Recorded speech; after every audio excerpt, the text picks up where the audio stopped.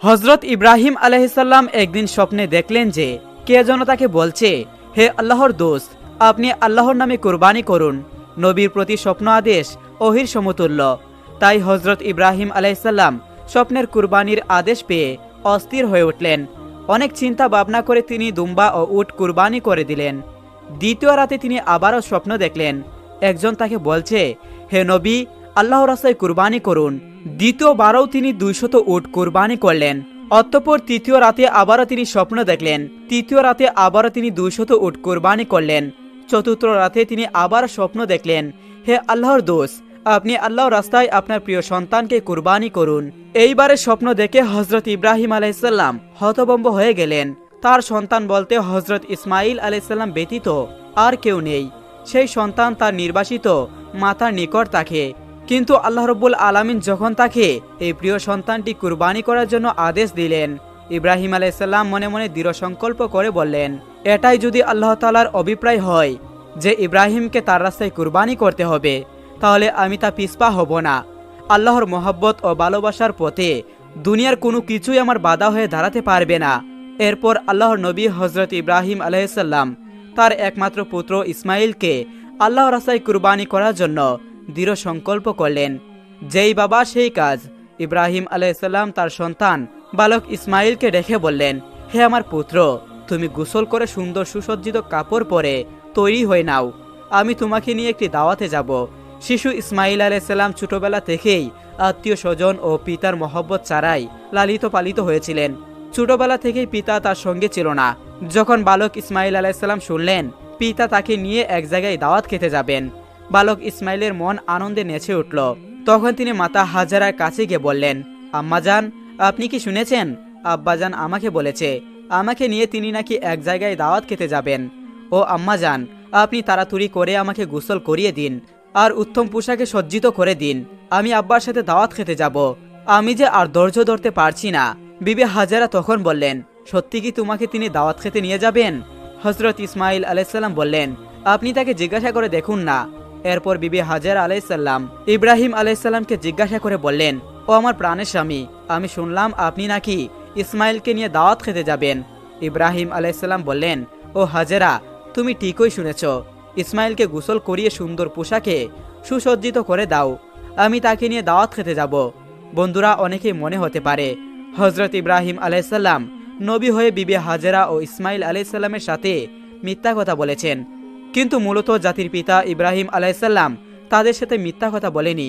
গভীরভাবে যদি চিন্তা করা হয় তাহলে ইব্রাহিম আলাইহিসসালামের এই কথাটি সঠিক ও বাস্তবসম্মত ছিল। কেননা তিনি ইসমাইল আলাইহিসসালামকে নিয়ে আল্লাহর একটি দাওয়াতে যাচ্ছিলেন। এরপরে বিবি হাজারা আলাইহিসসালাম বালক ইসমাইলকে উত্তম রূপে গোসল করিয়ে সুন্দর পোশাকে সুসজ্জিত করে দিলেন। অতঃপর তাকে স্বামীর হাতে তুলে দেওয়ার পূর্বে বললেন, ও আমার প্রিয় স্বামী, ইসমাইলকে আমি ছোট থেকে এই পর্যন্ত লালন পালন করছি, কিন্তু এর মধ্যে আমি তাকে একটি বারের জন্যও আমার দৃষ্টির আড়াল করিনি।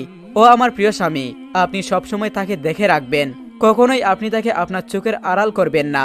যতক্ষণ না পর্যন্ত আপনি আর ইসমাইল আমার কাছে ফিরে আসছেন, ততক্ষণ পর্যন্ত আমি উদ্বিগ্ন থাকব এবং আপনাদের পথের দিকে চেয়ে আমার সময় কাটবে।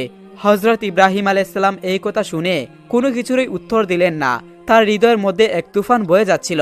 তিনি মুখ ফুটে কোনো কথা বিবি হাজারাকে বলতে পারছিলেন না। তার অস্ত্র যেন দু চোখ বেরিয়ে আসতে যাচ্ছিল, কিন্তু তিনি তার চোখের অস্ত্রগুলোকে আল্লাহ রাব্বুল আলামিনের মহব্বতের দুনিয়ায় চাপা দিয়ে রেখেছিলেন। এরপর হযরত ইব্রাহিম আলাইহিসসালাম বালক ইসমাইলকে নিয়ে চলতে লাগলেন মিনার পাহাড়ের দিকে। অভিশপ্ত ইবলিস যখন দেখল জাতির পিতা ইব্রাহিম আলাইহিসসালাম আল্লাহ রাব্বুল আলামিনের আদেশ পালনার্থে তার একমাত্র পুত্র সন্তানকে জবাই করার জন্য দৃঢ় সংকল্প করেছে, তখন তার আর সহ্য হলো না। সে বলতে লাগলো, আমি ইবলিস, মানব জাতির জন্য আমি বেহেশত থেকে বহিষ্কৃত হয়েছি এবং আমি চিরস্থায়ীভাবে জাহান্নামী হয়েছি। আর সেই মানব জাতির একজন সন্তান ইব্রাহিম আলাইহিসসালাম আল্লাহর আদেশ পালন করে তার প্রিয় ভাজন হবে, এটা আমি কিভাবে সহ্য করব? কোনোভাবেই এটা হতে দেওয়া যাবে না। যে করেই হোক ইব্রাহিমকে এ কাজ থেকে ফিরিয়ে রাখতেই হবে। তাই ইবলিস তার চক্রান্ত ও ষড়যন্ত্র বাস্তবায়নের জন্য সর্বপ্রথম বিবি হাজারের কাছে একজন ভালো মানুষ বেশি উপস্থিত হলো। বিবি হাজেরা আলাইহিসসালামের কাছে গিয়ে ইবলিস বলল, ও হাজেরা, তুমি কি জানো তোমার স্বামী ইব্রাহিম তোমার সন্তানকে কোথায় নিয়ে যাচ্ছে? বিবি হাজেরা আলাইহিসসালাম বললেন, কেন, তিনি তাকে একটি দাওয়াতে নিয়ে যাচ্ছেন। ইবলিস বলল, আমি এতদিন ঠিকই শুনেছি নারী জাতি অত্যন্ত সহজ সরল ও ভোলাবালা, তাদেরকে যে কোনো মিথ্যা কথা বলে ও প্রতারণামূলক কথা বলে ধোঁকা দেওয়া যায়। তোমার স্বামী তোমাকে ধোঁকা দিয়েছে। বিবি হাজেরা আলাইহিসসালাম শয়তানের মুখে এইসব কথা শুনে বললেন, তুমি কেমন কথা বলছো? আমার স্বামী আল্লাহর নবী, তিনি কিভাবে আমাকে ধোঁকা দিতে পারেন? আমি তোমার কথা বিশ্বাস করি না। আর সত্যি করে বলো তো, তুমি কে? কি উদ্দেশ্যে তুমি আমার স্বামীর বিরুদ্ধে তুমি আমাকে মিথ্যা কথা বলছো? তুমি এক্ষুনি আমার কাছ থেকে দূর হয়ে যাও। ইবলিস বলল, ও হাজেরা, এখন তো তুমি অত্যন্ত তেজের সাথে কথা বলছো, কিন্তু কালকে যখন দেখতে পাবে সত্যি ইব্রাহিম তার সন্তান ইসমাইলকে জবাই করে দিয়েছে, তখন দেখা যাবে তোমার এত তেজ কোথায় থাকে। বিবি হাজেরা আবার বিরক্ত হয়ে বললেন, আচ্ছা তুমি কি বলতে চাচ্ছ একটু খুলে বলো। শয়তান বলল, আমি তোমার কাছে সেই কথা বলার জন্য এসেছি। বিবি হাজেরা বলল, তুমি কি আমাকে বুঝিয়ে বলতে পারো এর কি কোনো যুক্তি হয়? একজন পিতা কেন তার একমাত্র নিরপরাধ সন্তানকে জবাই করবে? শয়তান বলল, ও হাজেরা, ইব্রাহিম অযথা ইসমাইলকে জবাই করবে না। আল্লাহ রাব্বুল আলামিন তাকে নির্দেশ দিয়েছেন তিনি যেন ইসমাইলকে তার রাস্তায় কুরবানি করেন। এ কারণে ইব্রাহিম তোমার পুত্র ইসমাইলকে জবাই করতে মিনার পাহাড়ে নিয়ে যাচ্ছে। এখনো সময় আছে, তুমি তাড়াতাড়ি করে ইসমাইলকে তার হাত থেকে রক্ষা করো, না হলে দেখবে ইব্রাহিম তোমার পুত্র ইসমাইলকে আল্লাহর আদেশ পালন করতে গিয়ে জবাই করে দিয়েছে।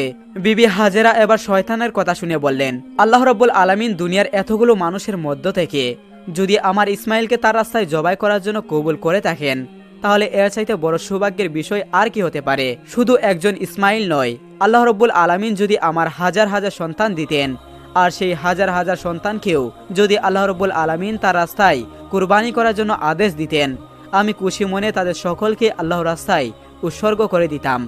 আমি বুঝতে পেরেছি তুমি ইবলিস, আর তুমি আমাকে ধোঁকা দিতে এখানে এসেছো। আমি তোমার নিকট থেকে আল্লাহ রাব্বুল আলামিনের কাছে আশ্রয় প্রার্থনা করছি। আউযু বিল্লাহি মিনাশ শাইতানির রাজিম। লা হাওলা ওয়ালা কুওয়াতা ইল্লা বিল্লাহিল আলিউল আযীম। হে ইবলিস, তুমি এক্ষুনি আমার চোখের সামনে থেকে দূর হয়ে যাও। হাজেরা আলাইহিসসালামের এই তেজদীপ্ত বক্তব্য শুনে ইবলিস আর তার কাছে টিকতে পারল না। অতঃপর ইবলিস শয়তান চলে গেল।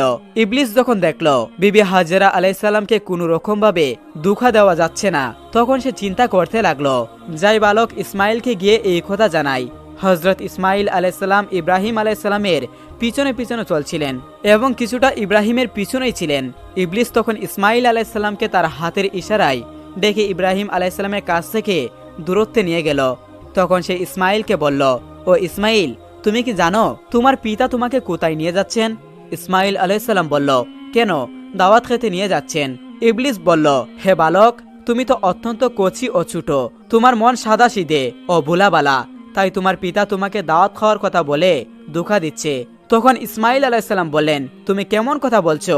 আমার পিতা আমাকে কেন ধোঁকা দিবে? আমি তার একমাত্র সন্তান, আর এতদিন পরে তিনি আমার সাথে দেখা করতে এসেছেন। ধোঁকা দেওয়ার উদ্দেশ্য কি হতে পারে? ধোঁকা দেওয়ার উদ্দেশ্য কি হতে পারে তার? তখন ইবলিস বলল, ও ইসমাইল, তুমি জেনে রাখো তোমার পিতা তোমাকে দাওয়াত খাওয়ার কথা বলে দুহাই দিয়ে জবাই করার জন্য নিয়ে যাচ্ছে। মিনার পাহাড়ে যেয়ে তোমাকে জবাই করে দিবেন। তখন ইসমাইল আলাইহিসসালাম বললেন, এটা কি কোনো যুক্তি হতে পারে যে কোনো পিতা তার একমাত্র সন্তানকে বিনা কারণে জবাই করবেন কেন? ইবলিস বলল, ইসমাইল, তোমার পিতা বিনা কারণে তোমাকে জবাই করবেন না। আল্লাহ রাব্বুল আলামিন তাকে আদেশ দিয়েছেন তিনি যেন তোমাকে আল্লাহর রাস্তায় কুরবানি করেন, আর আল্লাহ রাব্বুল আলামিনের নির্দেশ পালন করার জন্য তোমার পিতা তোমাকে মিনার পাহাড়ে জবাই করার জন্য নিয়ে যাচ্ছেন। তখন ইসমাইল আলাইহিসসালাম বললেন, আল্লাহ রাব্বুল আলামিন এই দুনিয়াতে এত মানুষের মধ্য থেকে যদি আমাকে তার রাস্তায় জবাই করার জন্য কবুল করে থাকেন, তাহলে এর চাইতে বড় সৌভাগ্যের ব্যাপার তো আর আমার কাছে কিছুই হতে পারে না। আমি বুঝতে পেরেছি তুমি মানুষরূপী ইবলিস। ইবলিস, তুমি জেনে রাখো আল্লাহ রাব্বুল আলামিন যদি আমাকে লক্ষ কোটি জীবন দিতেন, আর সেই লক্ষ কোটি জীবনকেও আল্লাহ রাব্বুল আলামিন যদি তার রাস্তায় কুরবানি করার জন্য কবুল করতেন, তাহলে আমি প্রতিবারই আল্লাহ রাব্বুল আলামিনের রাস্তায় কুরবানি হওয়ার জন্য প্রস্তুত থাকতাম। ও ইবলিস, তুমি আমার কাছ থেকে এক্ষুনি দূর হয়ে যাও। আমি তোমার কাছ থেকে আল্লাহ রাব্বুল আলামিনের কাছে আশ্রয় প্রার্থনা করছি। আউযু বিল্লাহি মিনাশ শাইতানির রাজিম।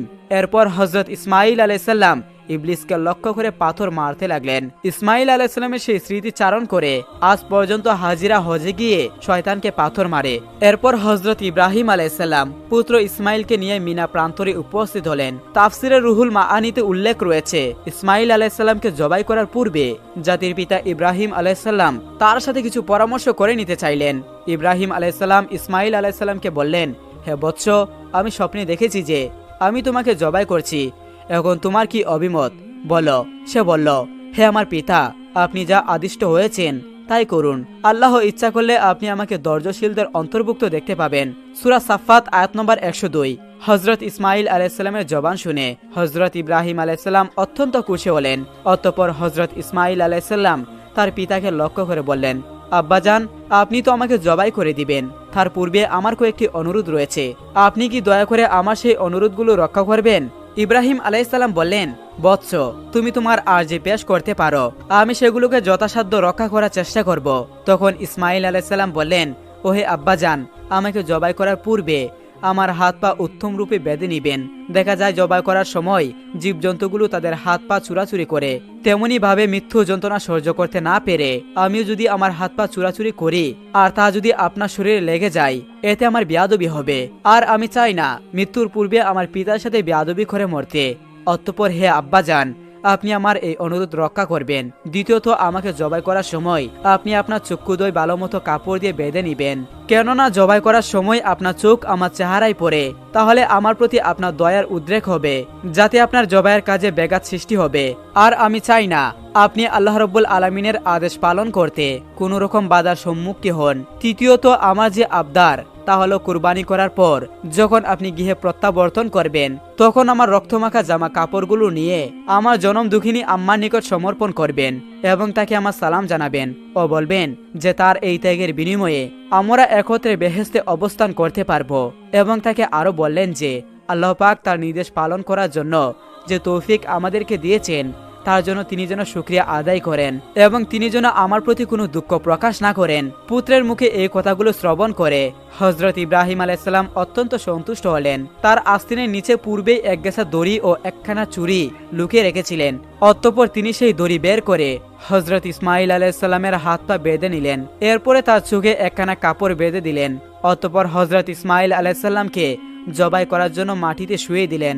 জাতির পিতা ইব্রাহিম আলাইহিসসালাম তার হাতে ছুরি নিয়ে প্রস্তুত রয়েছেন। তিনি জবাই করবেন তার একমাত্র সন্তান ইসমাইলকে। তিনি এর মাধ্যমে চাচ্ছেন আল্লাহর আদেশ পালন করতে। তিনি সংকল্প করেছেন আল্লাহর আদেশ পালন করতে তাকে পৃথিবীর কোনো শক্তি বাধা দিতে পারবে না।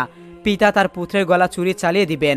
আল্লাহর প্রেম ও মহব্বতের মাতোয়ারা হয়ে এই দৃশ্য দেখে আসমান ও জমিনের ফেরেশতারা প্রলম্বিত হয়ে যাচ্ছে। তারা আল্লাহর তাসবিহ পবিত্রতা ঘোষণা করছে। এরপরে হযরত ইব্রাহিম আলাইহিসসালাম ইসমাইলের গলায় চুরি চালাতে যাবেন। এমন সময় আল্লাহ রাব্বুল আলামিন চুরিকে আদেশ দিলেন, হে চুরি, খবরদার, তুই ইসমাইলের গলার একটি পশমও কাটবি না। তুই যদি ইসমাইলের গলার একটি পশমও কাটিস তাহলে তোর জন্য আমি জাহান্নামের আগুনকে অবধারিত করে দিব।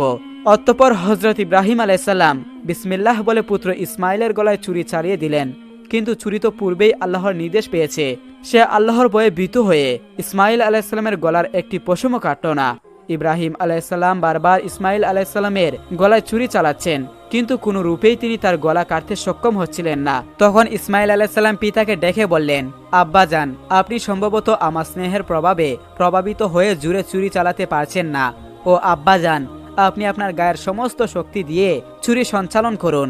আমরা যদি আল্লাহ রাব্বুল আলামিনের আদেশ পালনে ব্যর্থ হই তাহলে আমাদের দুজনকে জবাবদিহিতা করতে হবে। ইসমাইল আলাইহিসসালামের এই কথা শুনে হযরত ইব্রাহিম আলাইহিসসালাম পুনরায় তার গায়ের সমস্ত শক্তি দিয়ে তার গলায় ছুরি চালাতে লাগলো। কিন্তু তারপরেও ছুরি হযরত ইসমাইল আলাইহিসসালামের একটি পশমও কাটতে পারল না। অনেকক্ষণ ধরে এভাবে ছুরি চালানোর পরে হযরত ইব্রাহিম আলাইহিসসালাম একেবারে বিরক্ত হয়ে গেলেন। অতঃপর সজোরে ছুরিটিকে একদিকে নিক্ষেপ করলেন আর সেই ছুরি গিয়ে লাগলো একটি পাথরের গায়ে। সাথে সাথে পাথরটি দ্বিখণ্ডিত হয়ে গেল। জাতির পিতা ইব্রাহিম আলাইহিসসালাম চক্ষু খুলে দেখলেন ছুরির আঘাতে পাথর দ্বিখণ্ডিত হয়ে গেল। অতঃপর তিনি আবার ছুরিকে হাতে নিলেন। এরপর আল্লাহ রাব্বুল আলামিনের নামে তিনি আবারও ইসমাইল আলাইহিসসালামের গলায় ছুরি চালাতে যাবেন। এমন সময় আল্লাহ রাব্বুল আলামিন জিব্রাইল আলাইহিসসালামকে হুকুম দিলেন, হে জিব্রাইল, তুমি বেহেশত থেকে একটি দুম্বা নিয়ে যাও আর ইসমাইলকে সরিয়ে তার জায়গায় বেহেশতি দুম্বাটিকে রেখে দাও। হযরত জিবরাইল আলাইহিস সালাম চোখের পলকে বেহেশত থেকে একটি দুম্বা নিয়ে আসলেন। বন্ধুরা, এখানে একটি কথা বলে রাখি, এই দুম্বাটি ছিল হযরত আদম আলাইহিস সালামের নেকপুত্র হাবিলের কুরবানিকৃত দুম্বা, যেটি আল্লাহ রাব্বুল আলামিন এতদিন বেহেশতে সংরক্ষিত করে রেখেছিলেন। অতঃপর হযরত জিবরাইল আলাইহিস সালাম ইসমাইল আলাইহিস সালামকে সরিয়ে ইব্রাহিম আলাইহিস সালামের চুরির নিচে সেই বেহেশতি দুম্বাটিকে রেখে দিলেন আর ওইদিকে ইব্রাহিম আলাইহিস সালাম চুরি চালিয়ে দিলেন। সাথে সাথে বেহেশতি দুম্বাটি কুরবানি হয়ে গেল।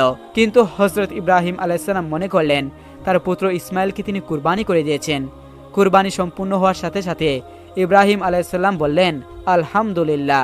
অতঃপর তিনি তার চক্ষু খুলে দেখলেন ইসমাইল তো তার পাশে দাঁড়িয়ে রয়েছে, কুরবানি হয়ে গিয়েছে একটি বেহেশতি দুম্বা। এই দৃশ্য দেখে হযরত ইব্রাহিম আলাইহিস সালাম আল্লাহর ফেরেশতা জিবরাইল আলাইহিস সালামকে জিজ্ঞাসা করলেন, হে ভাই জিবরাইল আলাইহিস সালাম, তবে কি আমার কুরবানি কবুল হয়নি? আমি কি আমার পুত্র ইসমাইলকে কুরবানি করতে সক্ষম হলাম না? হযরত জিবরাইল আলাইহিস সালাম বললেন, হে ইব্রাহিম, আল্লাহ রাব্বুল আলামিন আপনার প্রতি সন্তুষ্ট হয়েছেন।